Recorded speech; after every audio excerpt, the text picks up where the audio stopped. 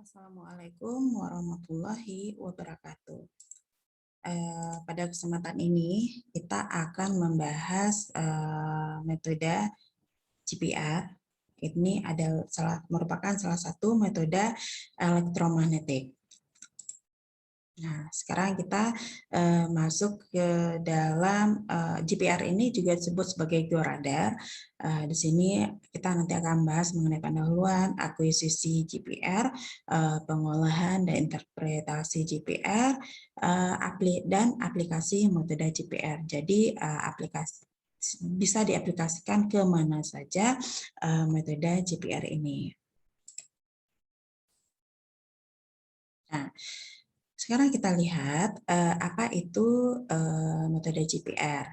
Nah, metode GPR ini merupakan salah satu metode geofisika yang mempelajari kondisi di bawah permukaan berdasarkan sifat elektromagnetik. Nah, dengan menggunakan gelombang radio yang mempunyai rentang frekuensi antara 1 sampai dengan 1000 MHz.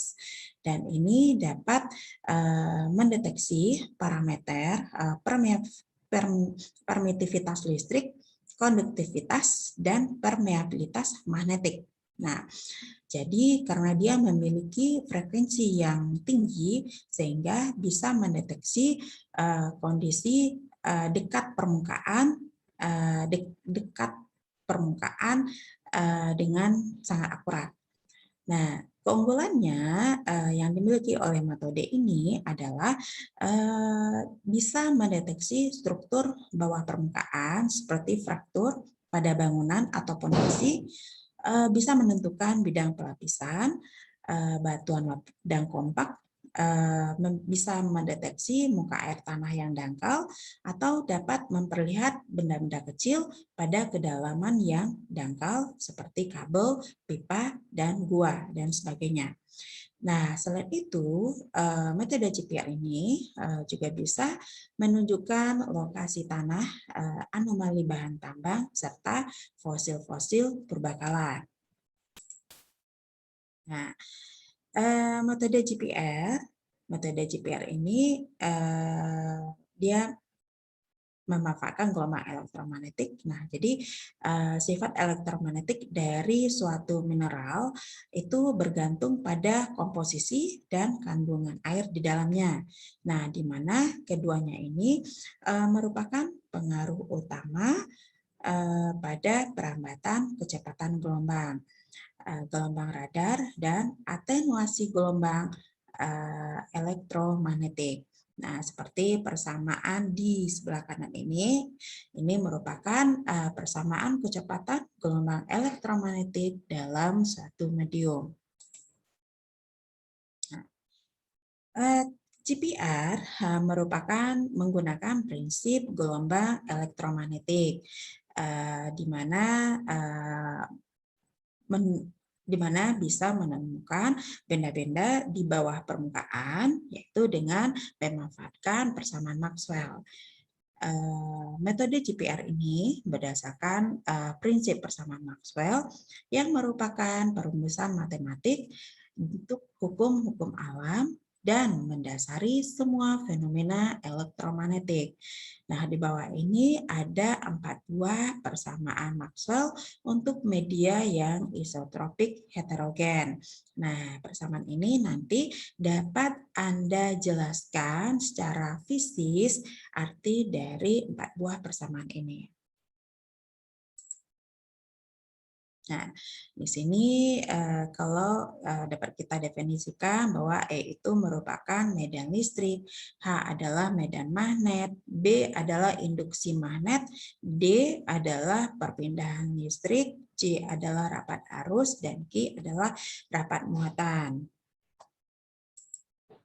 Nah, dari 3 buah persamaan baru di sebelumnya, nah di sini dapat juga kita jelaskan bahwa tau itu adalah konduktivitas,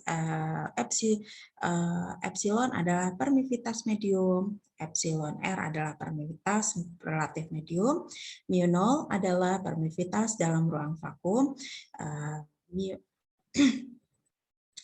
epsilon 0 adalah permisivitas dalam ruang vakum, mu adalah permisivitas magnet medium, mu R adalah permisivitas magnet relatif, dan mu 0 adalah permisivitas magnet dalam ruang vakum.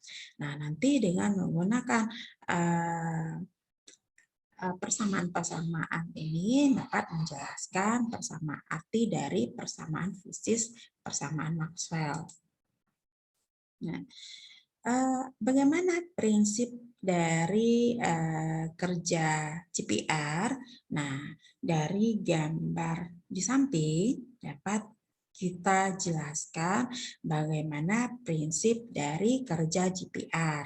Nah, yang pertama yaitu prinsip kerja GPR adalah GPR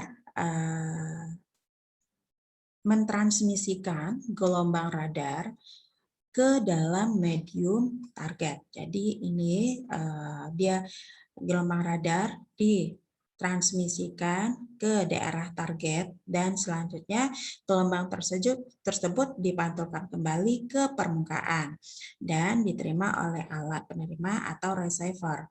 Nah, hasil dari refleksi ini akan terdapat macam-macam objek yang bisa dideteksi dari dan terekam dalam radar gram.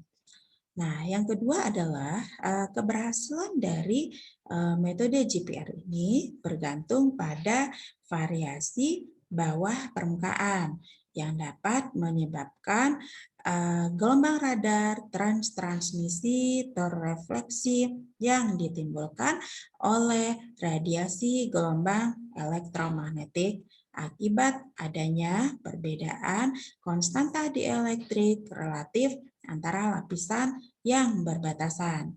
Nah, perbandingan energi yang direfleksi tersebut disebut juga dengan koefisien refleksi. Nah, apa itu koefisien refleksi? Koefisien refleksi adalah suatu gelombang permukaan yang mengalami efek Snellius. Nah, dari efek Snellius itu dapat kita cari suatu koefisien refleksi.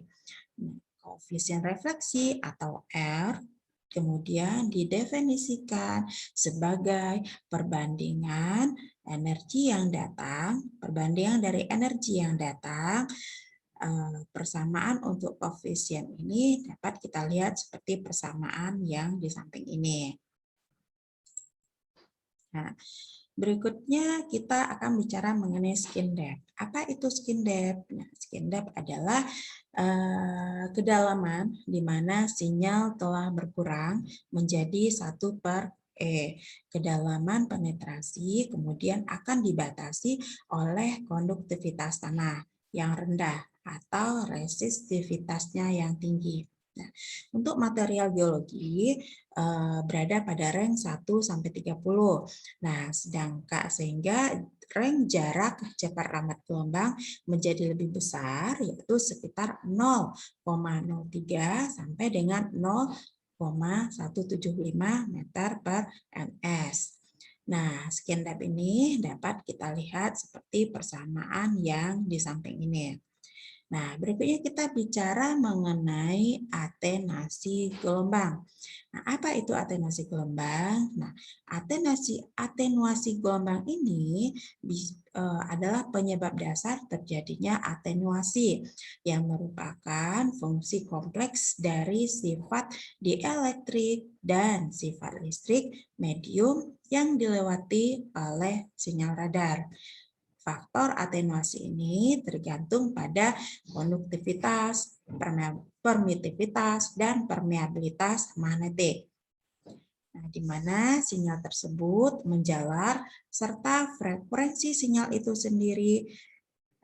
Nah, koefisiennya dapat kita lihat dari persamaan yang di samping ini. Nah, berikutnya di bawah ini merupakan tabel permitivitas relatif, konduktivitas, kecepatan, dan atenuasi media geologi. Nah, dari tabel ini nanti kita bisa merujuk hasil dari pengukuran kita kira-kira medium apa yang berada di bawah permukaan.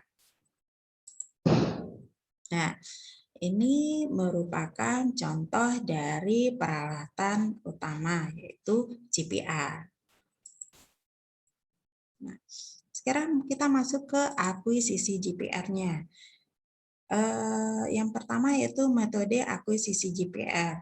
Nah, ini ada 2 buah gambar tentang bagaimana cara pengambilan data metode GPR. Ada dengan yang mendorong dan ada dengan menyeretnya di belakang ATV.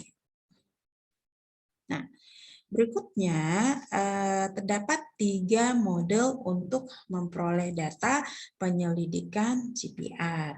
Yang pertama adalah dengan metode reflection profiling. Jadi cara ini dilakukan dengan membawa antena bergerak secara simultan di atas permukaan tanah, di mana nanti hasilnya akan tampil pada radagram dan akan merupakan kumpulan dari tiap-tiap pengamatan. Nah, cara yang kedua adalah WAR atau Wide Angle Reflection and Refraction. Ini adalah cara sounding. WAR sounding ini dilakukan dengan cara meletakkan sumber pemancar atau transmitter pada suatu posisi yang tetap. Nah, sedangkan receiver bisa kita pindah-pindahkan sepanjang lintasan penyelidikan. Yang ketiga adalah transiluminasi atau juga kita sebut sebagai radar topografi. Cara ini dilakukan dengan menempatkan transmitter atau receiver pada posisi yang berlawanan. Sehingga sebagai contoh, jika transmitter diletakkan pada lubang bor, maka receiver diletakkan pada lubang bor yang lain. Nah, ini merupakan 3 cara pengambilan data pada metode GPR. Nah, bagaimana dengan pengolahan dan interpretasi GPR? Nah, di sini dapat kita lihat pengolahan dan interpretasi GPR. Pengolahan GPR pada banyak kasus survei GPR dengan processing yang sangat minim. Mungkin saja dapat dipakai hasilnya. Dalam kasus ini penyesuaian yang perlu untuk dibuat adalah konversi data ke suatu penggunaan format digital. Nah, kita lakukan penyesuaian pembuatan data, penguatan data, dan menentukan kedalaman setiap reflektor di bawah permukaan. Jadi harus kita kuatkan dulu datanya sehingga bisa menentukan kedalaman setiap reflektor tersebut. Nah, berikutnya adalah interpretasi data. Nah, interpretasi data ini adalah pekerjaan akhir dalam penyelidikan geofisika. Nah, dia bisa menerjemahkan data-data sinyal yang telah diperoleh dari akuisisi untuk kemudian diplot ke dalam suatu bentuk konfigurasi agar dapat dibaca dan diambil kesimpulannya. Dan ini kita sebut sebagai interpretasi data. Nah, berikutnya adalah langkah-langkah yang diperlukan untuk memproses data survei GPR. Nah, yang pertama adalah kita mengkonversi data ke penggunaan format digital, yaitu dengan cara pada kebanyakan unit GPR, data secara otomatis direkam dalam format digital. Nah, atau unit GPR yang diperoleh kita masukkan ke dalam komputer dan diproses dengan perangkat lunak. Nah, berikutnya adalah langkah yang kedua, kita penghilangan atau meminimalisasi gelombang udara dari data direct dan gelombang. Nah, seringkali ada amplitudo refleksi yang besar pada batas antara permukaan udara dan tanah. Nah, seketika di bawah antena GPR. Nah, berikutnya untuk menghilangkan noise yang tidak diinginkan, maka ada data trace time domain dikonversi dalam bentuk domain frekuensi dengan menggunakan transformasi Fourier. Frekuensi yang diinginkan disaring dan ditrace. Berikutnya kita konversi kembali menjadi domain time dengan menggunakan inverse transform Fourier. Nah, langkah yang ketiga adalah velocity analysis. Nah, velocity analysis ini melibatkan penentuan kecepatan gelombang pada material bawah permukaan. Nah, kemudian bisa mengubah travel time ke kedalaman dengan pengujian konstanta dielektrik relatif. Nah, lalu kedalaman tiap refleksi di bawah permukaan. Nah, yang berikutnya adalah migrasi. Migrasi ini adalah suatu prosedur untuk mengubah permukaan yang telah terekam dalam data GPR ke data dengan lokasi heterogenesis bawah permukaan pada posisi yang benar. Nah, ini adalah bentuk visualisasi data GPR. Metode visualisasi data GPR ini yang pertama adalah scan. Di sini adalah scan adalah penyajian satu dimensi single GPR, B adalah scan penyajian dua dimensi, 3 rangkaian. Berikutnya yang ketiga adalah scan penyajian 3 dimensi rangkaian trace 2 dimensi. Dan di sini dapat kita lihat ini adalah bentuk gelombangnya. Dan ini adalah bentuk refleksi dari gelombangnya. Dan ini adalah hasil akhir dari gelombang GPR.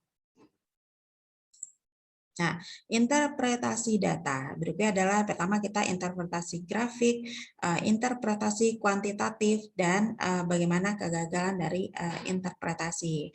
Nah, interpretasi grafik ini adalah kecepatan gelombang dapat kita ketahui dengan berasumsi pada satu konstanta dielektrik.